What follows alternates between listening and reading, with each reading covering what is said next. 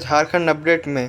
तो मैं कक्षा 10 का भूगोल का चैप्टर 1 का संसाधन और विकास का प्रश्न और उत्तर लेकर आया हूँ चैप्टर 1 का, जो कि बहुत ही इजी और कॉन्सेप्ट के साथ आप लोग को हम बताने वाले हैं चैप्टर 1 का फुल 1 शॉर्ट क्वेश्चन आंसर। तो हम क्वेश्चन की ओर बढ़ते हैं। तो क्वेश्चन नंबर 1 ऑब्जेक्टिव है।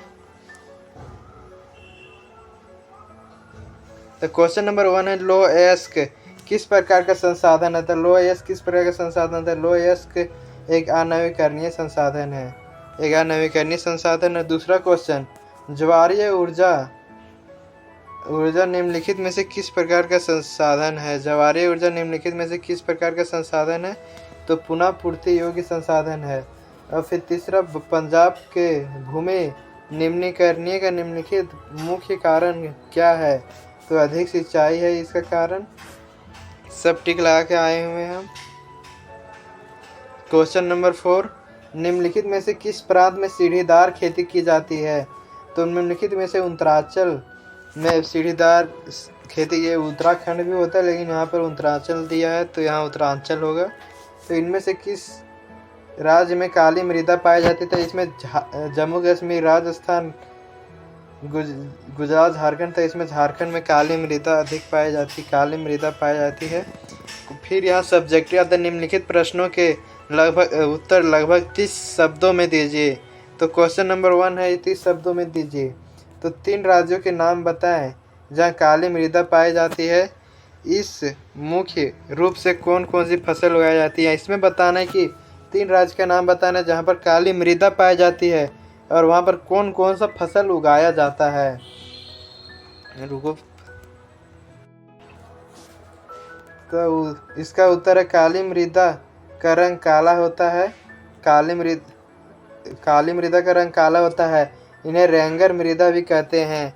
इन्हें जावा जनक शैलों से बनती है। ये मृदाएं महाराष्ट्र, सौराष्ट्र, मालवा, मध्य प्रदेश और छत्तीसगढ़ के पठार पर पाई जाती है। काली मृदा कपास की खेती के लिए उचित समझी जाती है। इसे काली कपास मृदा के नाम से भी जाना जाता है। काली कपास मृदा के नाम से इसमें क्या क्या उगाया जाता है। तो इसमें काली मृदा की खेती की समझी जाती है। लावाजनक शैलों से बनती है, जो कि जैसे वोल्केनो जो भूकंप वगैरह आता है उससे बनता है ये मृदा। अरे महाराष्ट्र, सौराष्ट्र, मालवा और उत्तर प्रदेश, छत्तीसगढ़ जैसे पठार काली मृदा में कपास अधिक उगाई जाती है। क्वेश्चन नंबर 2 की ओर बढ़ते हैं। क्वेश्चन नंबर 2, पूर्वी तट के नदी डेल्टा किस प्रकार की मृदा पाई जाती है। पूर्वी तट के नदी डेल्टाओं पर किस प्रकार की मृदा पाई जाती है। इस प्रकार की मृदाएं के 3 मुख्य विशेषताएं क्या है। 3 मुख्य विशेषता इसका बताना है और डेल्टाओं किस प्रकार की मृदा भी पाया जाता है वो भी इसमें बताना है। तो पूर्वी तट के नदी डेल्टाओं में जलोढ़ मृदा, जो कि जल के द्वारा ढो कर लाया गया मृदा को जलोढ़ मृदा कहते हैं, वही मृदा पाया जाता है। इस जलोढ़ मृदा के मुख्य विशेषताएं निम्नलिखित है। पहला, इसमें पॉइंट देकर 3 पॉइंट लिखना है तो 3 नंबर पूरा का पूरा एग्जाम में मिलेगा। यह मृदा हिमालय के 3 महत्वपूर्ण नदी तंत्रों सिंधु, गंगा, ब्रह्मपुत्र नदियों के द्वारा लाए गए निक्षेपों से बनी है। सेकंड पॉइंट, जलोढ़ मृदा में रेत, सिल्ट और मृत्तिका के विभिन्न अनुपात पाए जाते हैं। जैसे जैसे हम नदी के मुहाने से घाटी में ऊपर की ओर जाते हैं मृदा के कणों का आकार बदल जाता है। अब पॉइंट 3, मतलब कि जैसे जैसे मृदा कणों का आकार बढ़ता है, जैसे उसका आकार बढ़ता है उसी तरह आकार बढ़ता चला जाता है। महानों घाटी के ऊपर की ओर जाते हैं, जैसे जैसे नदी ऊपर की ओर जाता है उस तरह आकार भी उसके कणों का बढ़ता है और उसी तरह मृदा भी बनते जाता है। पॉइंट नंबर 3, जलोढ़ मृदा बहुत उपजाऊ होती है। जो कि जलोढ़ मृदा होता है उसमें बहुत सारा का कैल्शियम पाया जाता है, पोटास भी इसमें पाया जाता है, जिसके कारण इसमें यहाँ पर दिया अधिकतर जलोढ़ मृदाएं पोटास, फास्फोरस और चूना युक्त होती है जो इनको गन्ने, चावल, गेहूं और अन्य अनाजों के दलहन फसलों को खेती के लिए उपयुक्त बनाती है। उपजाऊपन के कारण जलोढ़ मृदा वाले क्षेत्रों में गहन कृषि की जाती है। फिर क्वेश्चन नंबर 3 कर बढ़ते हैं, जो कि 30 में निकला है। तो जो जो चैनल को पहली बार आए उस चैनल को सब्सक्राइब कर लें, बेल आइकन प्रेस कर लें ताकि हमारा सबसे पहला वीडियो आपके पास पहुंचेगा। तो क्वेश्चन नंबर 3 की ओर बढ़ते हैं। क्वेश्चन नंबर 3 है, पहाड़ी क्षेत्रों में मृदा अपरदन की रोकथाम के लिए क्या कदम उठाने चाहिए? तो मृदा के कटाव से उनके बहाव की प्रक्रिया के लिए मृदा अपरदन कहते हैं। जैसे मृदा कटाव और बहाव जो होता है उसको मृदा अपरदन कहते हैं, जो मृदा को काट के ले जाता है, जो पर्वत को। तो फिर मृदा मानवीय तथा प्राकृतिक कारणों के मृदा अपरदन होता है। पहाड़ी क्षेत्रों में मृदा अपरदन का रोकथाम के लिए निम्नलिखित में तरीका अपनाना चाहिए। तो यहाँ पर जो जो तरीका अपनाना चाहिए वो यहाँ पर लिखे हैं। पर्वतीय ढालों के समोच्च रेखाएं के समांतर हल चलाने से ढाल के साथ जल बहाव की गति रहती है, इसे समोच्च जुताई कहा जाता है। रुको थोड़ा हाँ, इसे समोच्च जुताई कहा जाता है। और फिर पर्वतीय ढालों समोच्च रेखाओं के समांतर हल चलाने, मतलब जो पर्वतीय ढालों वहाँ पर हल चलाने गति घटती, इसे समोच्च जुताई कहा जाता है।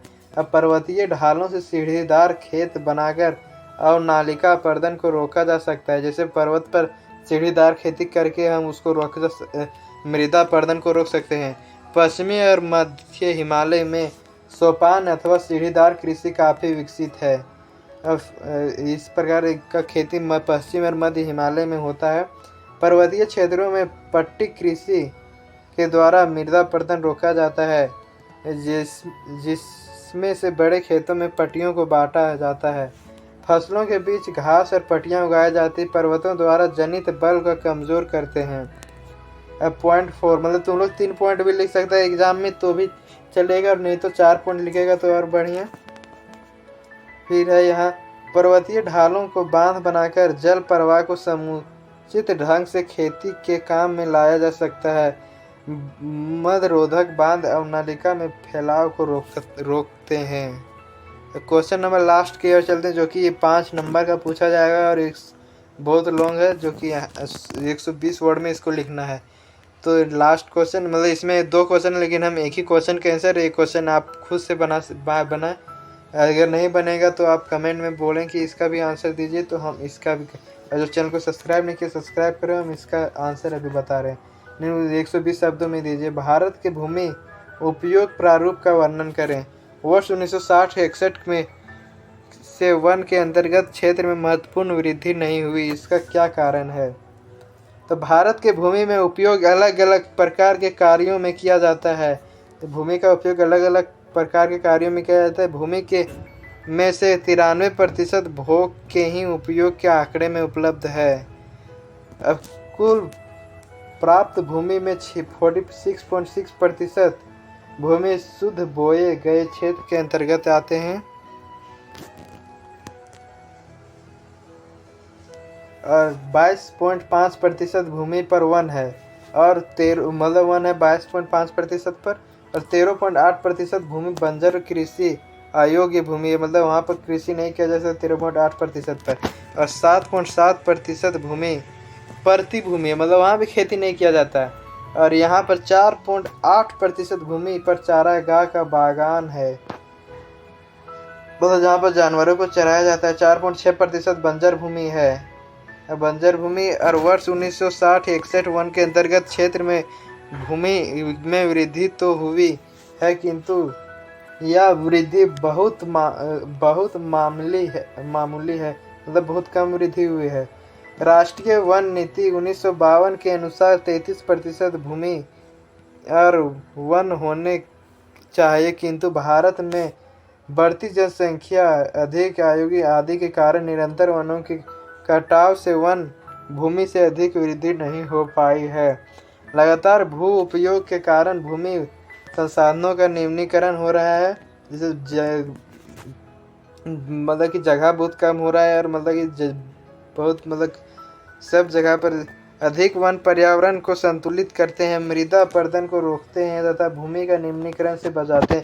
इसलिए अधिक से अधिक वृक्ष लगाकर वनों को प्रतिशत को बढ़ाना जरूरी है। तो ये बढ़ती जनसंख्या के कारण यहाँ पर मतलब कि पेड़ कट रहा है, तो उसका भी हो रहा है, मतलब कि खेती वहाँ भी नहीं हो पा रहा है, घर उर बन रहा है इसकी वजह से। तो फिर से नेक्स्ट चैप्टर का लेकर आएंगे। तो जो भी चैनल पर नए हैं वो सब्सक्राइब कर लें, बेल आइकन प्रेस कर लें ताकि हमारा सबसे पहला वीडियो आपके पास पहुंचे। तो बाय बाय, टाटा, चलते हैं, फिर अगले वीडियो में मिलते हैं। 25 तारीख को फिर झारखंड तरफ से अपडेट आया कि पैटर्न में क्या बदलाव होने वाला है। 10th और 12th में वो बैठक होगा 25 तारीख को। क्या रियल में जो बदलाव हुआ है वही रहेगा या फिर उससे अलग चेंज होगा। तो मिलते हैं अगले वीडियो में, तब तक के लिए गुड बाय।